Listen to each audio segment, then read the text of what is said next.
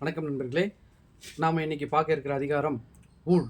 38வது அதிகாரம். ஊழ் அப்படின்னு பார்த்தீங்கன்னா, விதின்னு ஒரு பொருள் படுது. அதோட இயற்கை, சூழ்நிலை இது மாதிரி பல பொருட்கள் படுது. ஆனா, விதி அப்படிங்கிற சொல் வந்து நிரூபிக்கப்படாத ஒரு விஷயம். முன்னாடி நடந்தது இந்த சூழ்நிலைகள், இதுக்கு ஏத்த மாரி விதி இருக்கா? இல்லையான்னு வந்து நிரூபிக்கப்படல. நிரூபிக்கப்படாத ஒரு விஷயத்த நாம எப்படி வந்து ஏத்துக்க முடியும்? சரிங்களா? ஸோ, அதே இன்னொரு வாக்கியமும் இருக்குது.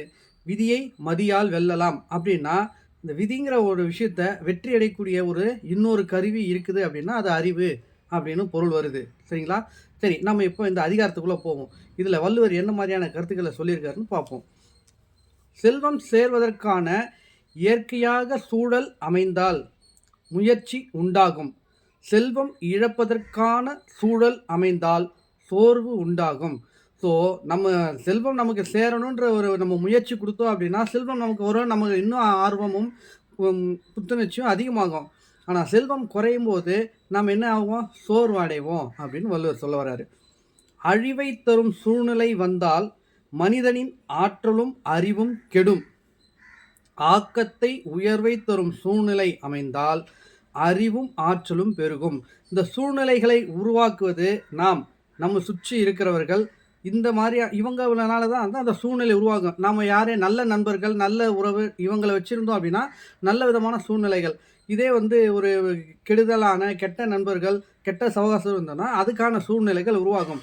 ஸோ, நல்ல சூழ்நிலைகள் நாம இருக்கோம் அப்படின்னா, ஆற்றலும் அறிவும் உயரும். அது இல்ல அப்படின்னா, அது கெடும் அப்படின்னு சொல்றாரு. பல நூல்களை படித்து கூரிய அறிவு, அதாவது கூரிய அறிவுனா கூர்மையான அறிவு பெற்றிருந்தாலும், அந்தந்த சூழ்நிலைக்கு ஏற்ற ஆற்றல் பெற்றிருந்தால் மட்டுமே சிறப்பாக செயல்பட முடியும்.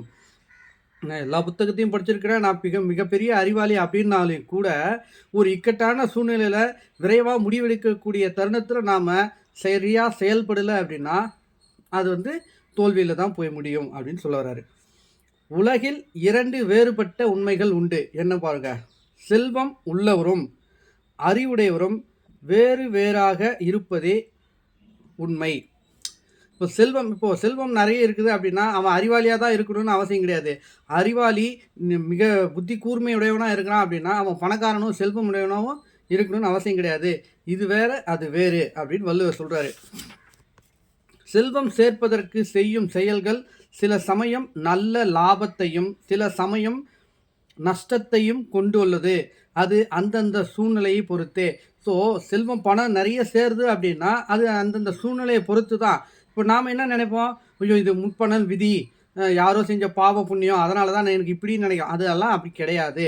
நம்ம அந்த சூழ்நிலைய சரியா பயன்படுத்தி, நம்ம முன்னேறதுக்கான வழிய தேடணும் அப்படின்னா, நிச்சயம் வெற்றி கிடைக்கும். "இயற்கையில் நமக்கு சொந்தமில்லா பொருளை நாம் சேர்த்து மறைத்து வைக்க நினைத்தாலும் பிரிந்து சென்றுவிடும். அதேபோல் நமக்கு சேர வேண்டியவற்றை யார் தடுத்தாலும் வந்தே தீரும்." நம்ம தலைவர் சூப்பர் ஸ்டார் சொன்ன மாரி தான். கிடைக்கணுங்கிறது கிடைக்காம இருக்காது. கிடைக்காதுங்கிறது கிடைக்காம போயிடும். சரிங்களா? அத தான் சொல்ல வராரு வள்ளுவர். ஸோ, அந்த படத்துல இருந்த கருத்து இங்கிருந்து எடுக்கப்பட்டதா தான் கருதப்படுறோம். "இயற்கைக்கு எதிராக மனித இயல்புக்கு மாறாக கோடிக்கணக்கான செல்வங்களை சேர்த்தாலும் அவற்றை அனுபவிக்க முடியாமல் போய்விடும்." இயற்கையை எதிர்த்து நாம எதுவுமே பண்ண முடியாது. மனித இயல்பு வாழ்க்கைக்கு எதிரா நாம செயல்பட்டு பல செல்வம், பொருள் எல்லாத்தையும் சேர்த்து வைக்கணும்னு நம்ம முயற்சி பண்ணோம் அப்படின்னா, ஒட்டு மொத்தமும் அழிந்துவிடும். சரிங்களா? "துன்பங்கள் பல வந்தும் எந்த பாதிப்பும் ஏற்படுத்தாதவர் உணவு இல்லாமல் ஏழ்மையில் உள்ளார் என்றால் அவர் துறவறம் போகலாம்." இப்ப யாரெல்லாம் துறவறம் போகலான்ற ஒரு வரைமுறை இல்ல. ஆனா, வள்ளுவர் அப்ப என்ன சொல்ல வராரு பாருங்க. "நீ துறவறம் போணுமா? இப்போ உன்னால யாருக்கும் எந்த பாதிப்பும் இல்லையா? உனக்கு பணம் சம்பாதிக்கக்கூடிய கெப்பாசிட்டி இல்லையா?